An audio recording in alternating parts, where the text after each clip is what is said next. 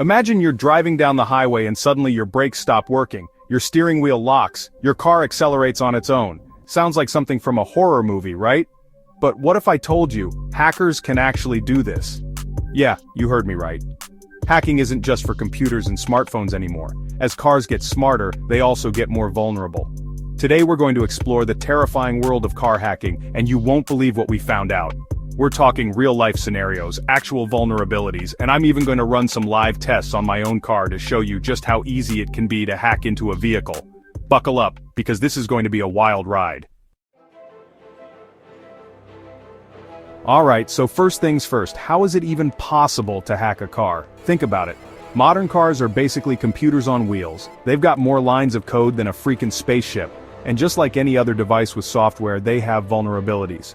Hackers have a few different ways to get into your car's system.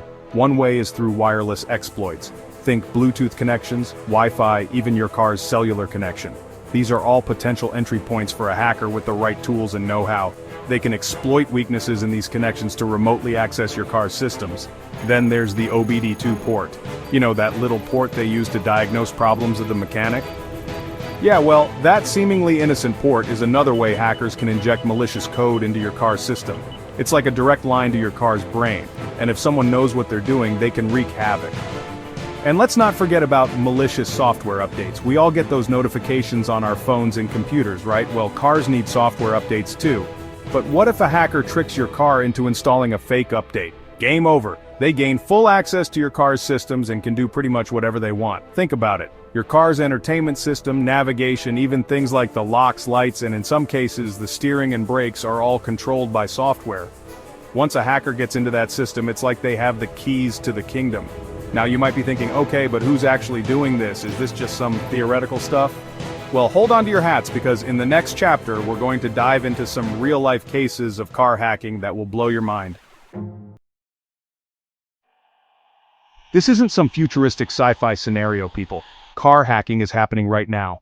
Back in 2015, two ethical hackers, and it's important to note they were doing this to expose vulnerabilities, not to cause harm, remotely took control of a Jeep Cherokee on the highway.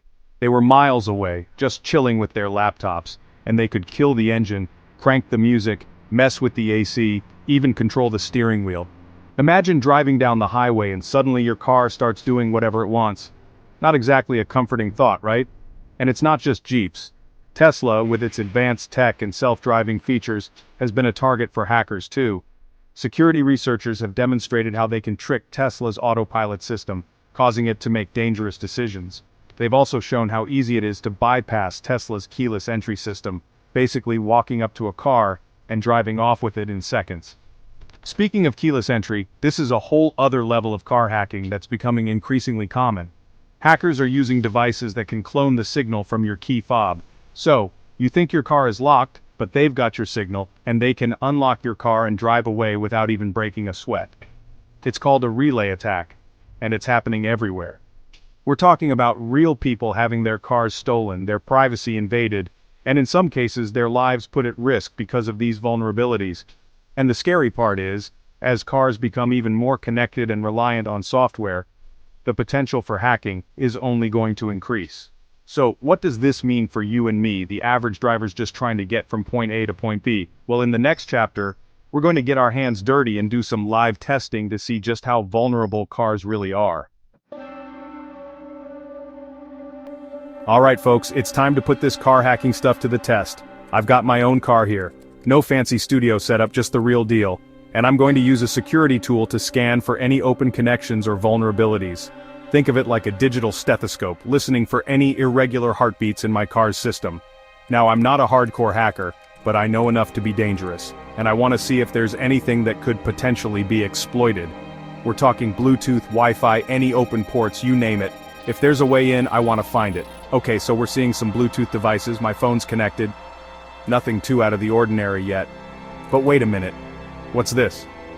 There's an open Wi-Fi network here that I don't recognize. It's not broadcasting its name, which is already a red flag. This could be nothing, or it could be a rogue hotspot set up by a hacker to lure in unsuspecting victims. Let's dig a little deeper. I'm going to try to connect to this network and see what's going on. Keep in mind I'm doing this in a controlled environment, but if this were a real-world scenario, this could be a very bad idea. And boom, we're in. This is insane. I'm now connected to this unknown network, which means a hacker could potentially access my car's system through this connection. They could intercept data, install malware, even take control of certain functions. This is exactly what I was talking about. It's way too easy to exploit these vulnerabilities, and most people don't even realize they're at risk. But don't worry, it's not all doom and gloom. In the next chapter, I'm going to give you some practical tips on how to protect yourself from car hacking.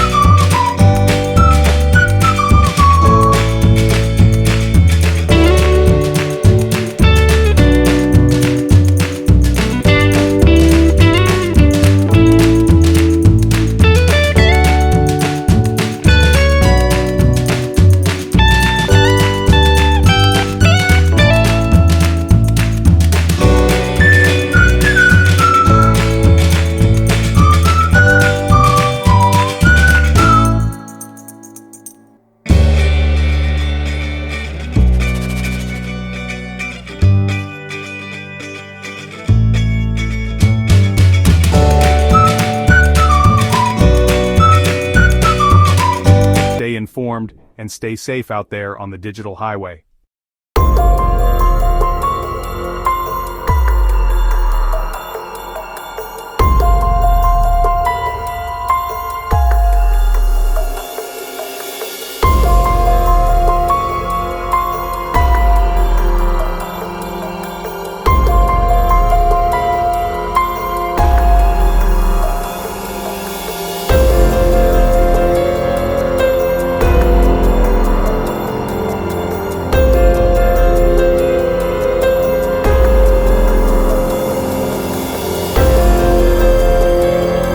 Online and on the road.